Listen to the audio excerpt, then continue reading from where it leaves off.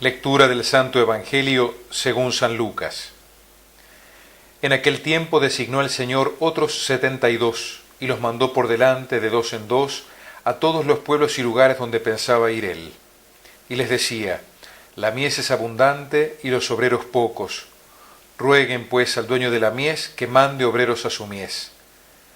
Pónganse en camino. Miren que yo los mando como corderos en medio de lobos. No lleven bolsa, ni alforja, ni sandalias, y no se detengan a saludar a nadie por el camino. Cuando entren en una casa, digan primero: paz a esta casa. Y si hay allí gente de paz, descansará sobre ellos vuestra paz. Si no, volverá a ustedes. Quédense en la misma casa, coman y beban de lo que tengan, porque el obrero merece su salario. No anden cambiando de casa. Si entran en un pueblo y los reciben bien, coman lo que les pongan, curen a los enfermos que haya y digan: está cerca de ustedes el reino de Dios. Cuando entren en un pueblo y no los reciban, salgan a la plaza y digan: hasta el polvo de vuestro pueblo que será pegado a nuestros pies, nos lo sacudimos sobre ustedes. De todos modos, sepan que está cerca el reino de Dios. En verdad les digo que aquel día será más llevadero para Sodoma que para este pueblo. Los 72 volvieron muy contentos y le dijeron: Señor, hasta los demonios se nos someten en tu nombre. Él les contestó: veía a Satanás caer del cielo como un rayo. Miren, yo les he dado poder para pisotear serpientes y escorpiones y todo el ejército del enemigo, y no les hará ningún daño. Sin embargo, no estén alegres porque se les someten los espíritus. Estén alegres porque los nombres de ustedes están escritos en el cielo. Palabra del Señor. Gloria a ti, Señor Jesús. Domingo 14 del tiempo ordinario, ciclo C.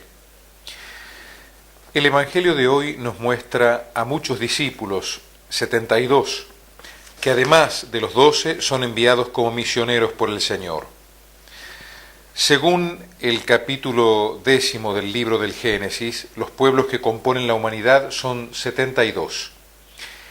El número de discípulos es entonces una insinuación de que la misión abarca al mundo entero.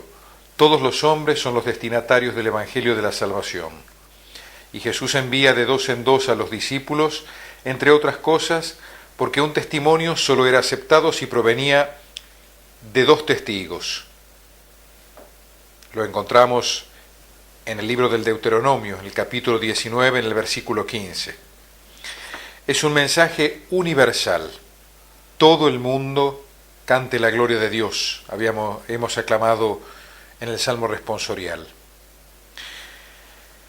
En estos nuevos enviados, el Evangelio prefigura los misioneros de todos los tiempos, que serán enviados a todos los pueblos y lugares de toda la tierra.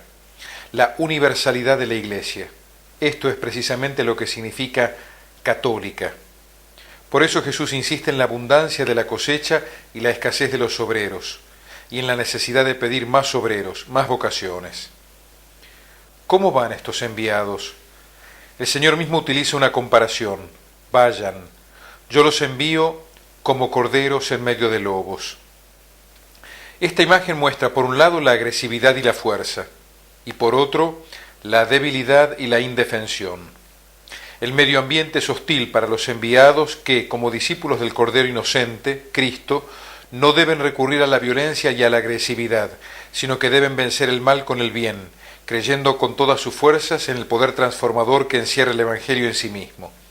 Evangelio que se debe imponer por la fuerza de la misma verdad y por el poder que Dios manifiesta en su palabra, y no por métodos violentos.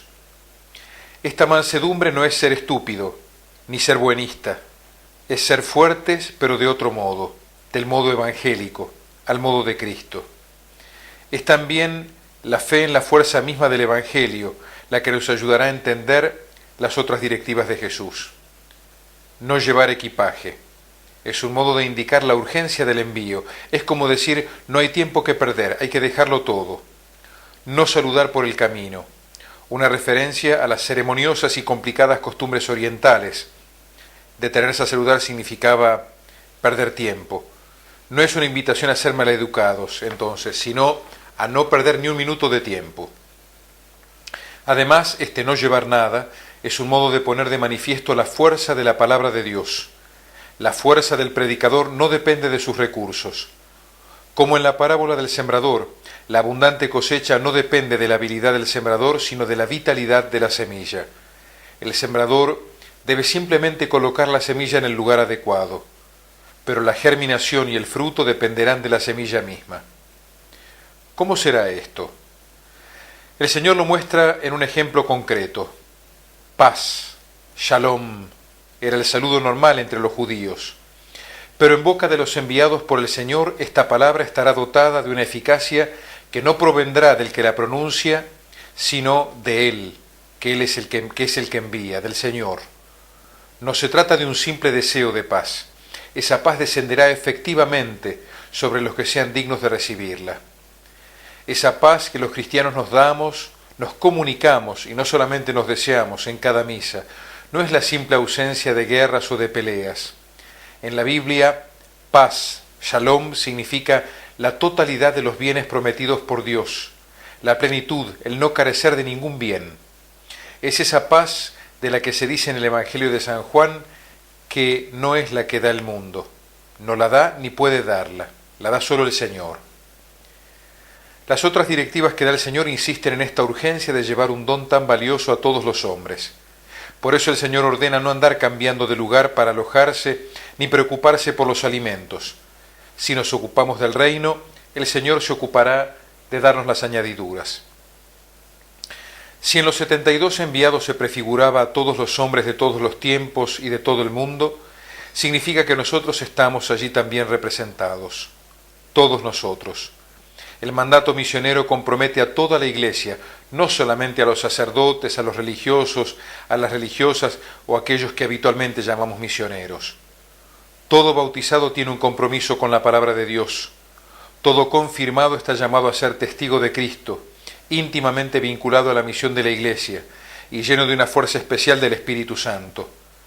El reino ya comenzó con Cristo y nosotros debemos anunciarlo. ¿Cómo? Viviendo auténticamente la vida cristiana, en la comunidad de la Iglesia, que el reino se note en nuestra vida. Nuestra sola vida debe ser ya una predicación, pero también debemos dar testimonio exponiendo las razones de nuestra fe. Hermosamente lo dice el primer Papa en su primera carta en el capítulo 3, versículo 15, estar siempre dispuesto a dar respuesta a todo aquel que nos pide razón de nuestra esperanza. Por lo tanto, palabra y testimonio se complementan. El Evangelio de hoy habla de un envío que nos toca a cada uno de nosotros. Entonces, tenemos que revisar nuestra vida. ¿Es auténtica o no? ¿Es una vida de testimonio o no? Tenemos que revisar también nuestra formación cristiana. ¿Es sólida? ¿Es dedicada? ¿Es perseverante? Es necesario fortalecer nuestra fe para no desanimarnos, pues vamos como corderos entre lobos. Y si la tarea es grande para nuestra debilidad, recordemos que la fuerza viene de Dios, que obra con su palabra, como en María Santísima. Amén.